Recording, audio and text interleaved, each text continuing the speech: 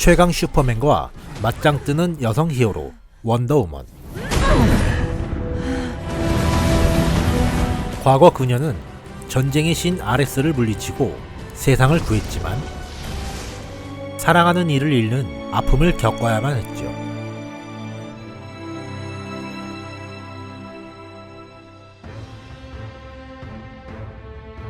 (70년이) 지난 1984년, 그녀 앞에 죽은 줄로만 알았던 스티브 트레버가 나타나고 전보다 더 강력한 악당들이 등장하는데요. 과연 원더우먼은 스티브 트레버를 지키면서 다시 한번 악당들로부터 세상을 구할 수 있을까요?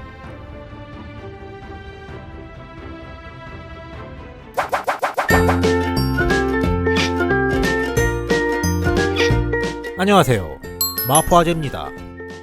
영화의 스토리텔링을 낱낱이 들여다보는 필름통, 신작 영화를 소개하는 시간입니다. 코로나 백신 뉴스가 연일 화제가 되고 있는 가운데 영화계도 굳은 얼음을 깨고 기지개를 켤 준비를 하고 있는데요. 몇 번의 개봉 연기 후에 드디어 우리 곁을 찾아온 원더우먼 1984. 과연 얼어붙은 극장가에 따뜻한 온기를 불어넣을 수 있을까요?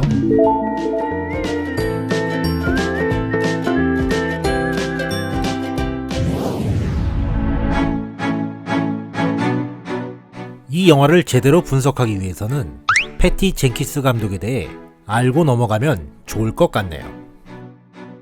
비록 전작은 이 두 편밖에 없지만 현재 할리우드에서 가장 뜨겁게 러브콜을 받고 있는 여성 감독 중 한 명이라 할 수 있습니다.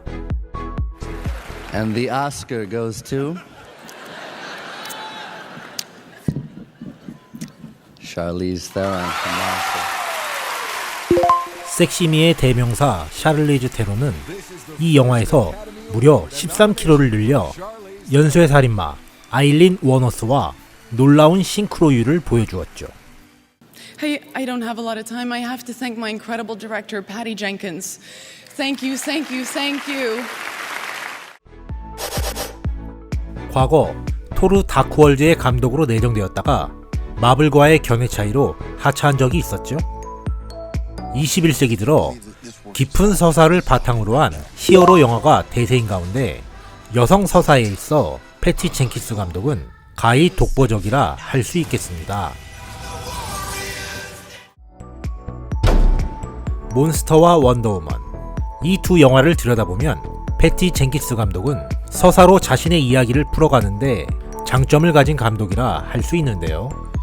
두 작품 모두 남성의 시선이 지배하는 세상 속에서 힘겹게 나아가는 여성을 묘사했다는 점, 그리고 그녀가 말하는 남성성이란 폭력을 대변하기 때문에 어떻게 보면 페미니즘 성향이 강한 감독이라 볼 수 있습니다.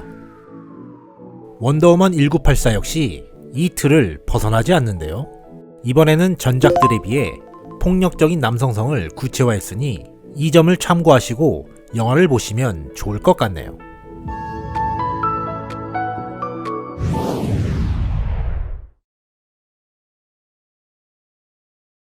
The 80s were the heights of everything, of success and access. And, you know, it was the time when people didn't think about the repercussions of what's going to happen. And we felt like it had a lot of resemblance to nowadays. So it was interesting to take Wonder Woman, who's now seen World War I, World War II, Vietnam, seen all of these things, and collide her with a time of such opulence and excess and naivete when she's not naive. I got to see my Wonder Woman that I grew up loving in Linda Carter in the right time for her. And so I loved that about it as well. 영화랑 콘텐츠는 개봉 시기가 매우 짧기 때문에 시의성이 굉장히 중요한데요. 감독이 그리는 1984년 속에서 현대의 미국을 읽을 수 있다는 점, 이 점을 감안하시고 영화를 보시면 한층 더 풍요로운 관람이 될 것 같습니다.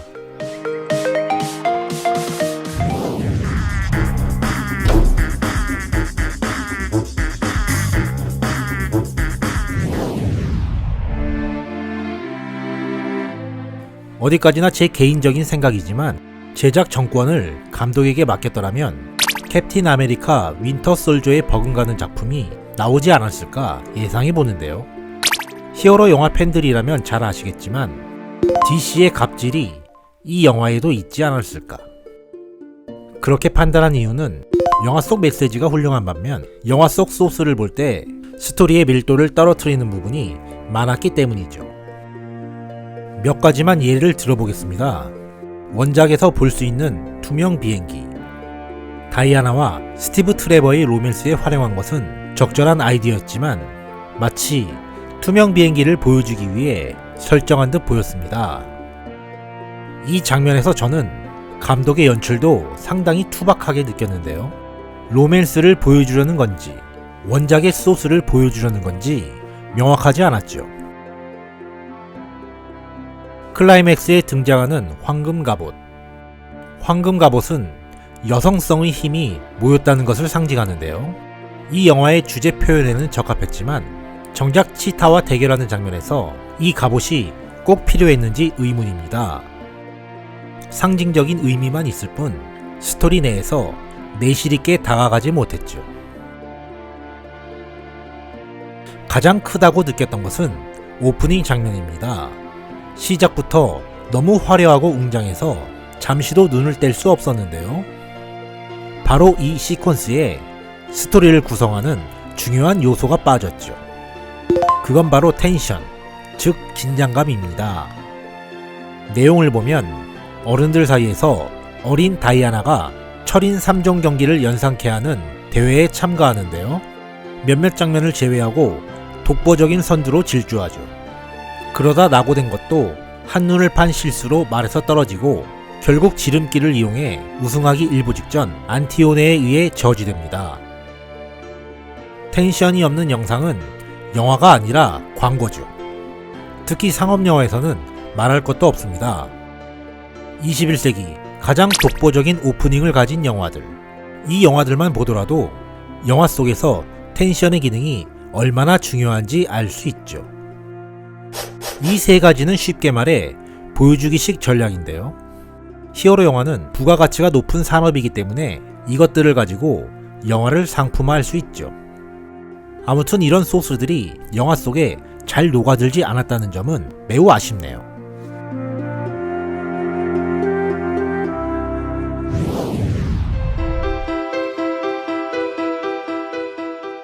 원더우먼 1984는 이런 단점들을 빼면 상당히 경이로운 영화입니다.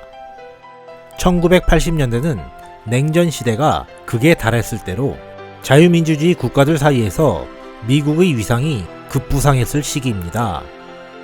소원이라는 욕망. 다이아나의 소원으로 스티브 트레버가 살아났을 때 새롭게 생겨나는 것이 아니라 다른 사람의 몸이 바뀐 거죠. 스티브가 거울을 보는 장면에서 거울 속의 인물이 원래 몸의 주인이라는 점은 소원이란 욕망이 허상에 불과하다는 것을 말하고 있습니다. 바꿔 말해 욕망의 결과물은 새롭게 생성되는 것이 아니라 내가 모를 수도 있는 어느 한 사람의 욕망이 사라져버린 결과죠. 또한 욕망으로 생긴 힘은 남성성을 대변하는 폭력으로 이어지는데요.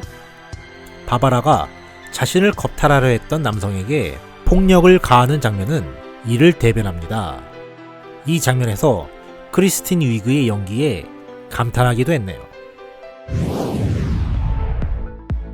다시 미국 얘기로 넘어가 볼까요? 자신이 최고라 자부하는 미국. 특히 자본주의와 결합된 욕망이 전 세계를 얼마나 파탄으로 밀어넣고 있는지 이 영화는 말하고 있습니다. 안타깝게도 오늘날 역시 세계의 질서는 이런 남성성을 대변하는 폭력이 지배하고 있죠. 또한 이런 폭력이 극에 치달았을 때 황수정이 드러났던 시대들이 보여주는 결말처럼 그 문명이 폭망해버린다는 결과물을 가져온다는 점. 즉, 국가들이 힘으로 대립하는 이 정세의 결말이 승자도 패자도 없이 모두가 망한다는 것을 의미합니다.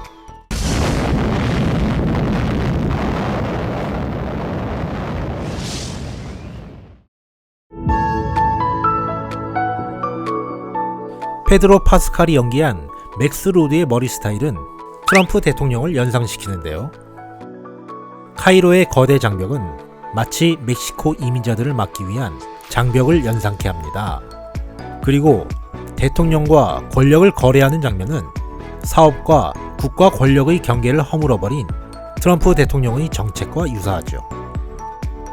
핵을 최대한 많이 보유하고픈 미국의 욕망 역시 이를 드러내고 있습니다. 이미 트럼프가 대선에서 패배했으니 시의성이 약간 비껴간 셈인데요. 개봉 연기를 하지 않았더라면 시의성이 더 잘 와닿았을지도 모르겠네요.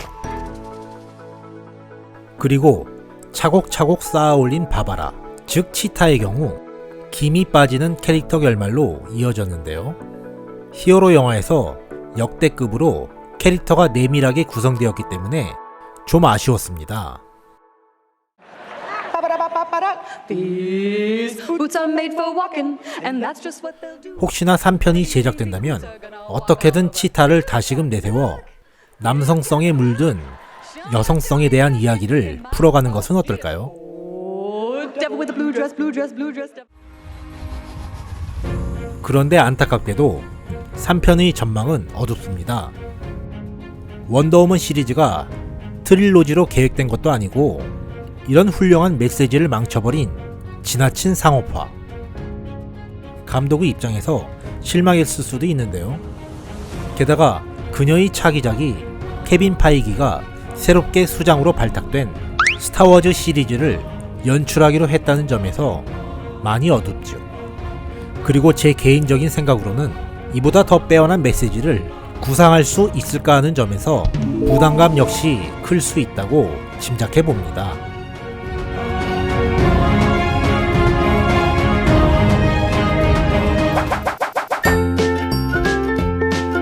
원더우먼 1984는 작품성만 놓고 본다면 히어로 영화 중 손꼽힐 작품이라 생각되는데요. 무엇보다 히어로 영화에 목말라 했던 관객이라면 어느 정도 만족스럽게 볼 수 있지 않을까요? 그런 점에서 적극 추천하고 싶네요. 지금까지 마포아지였습니다.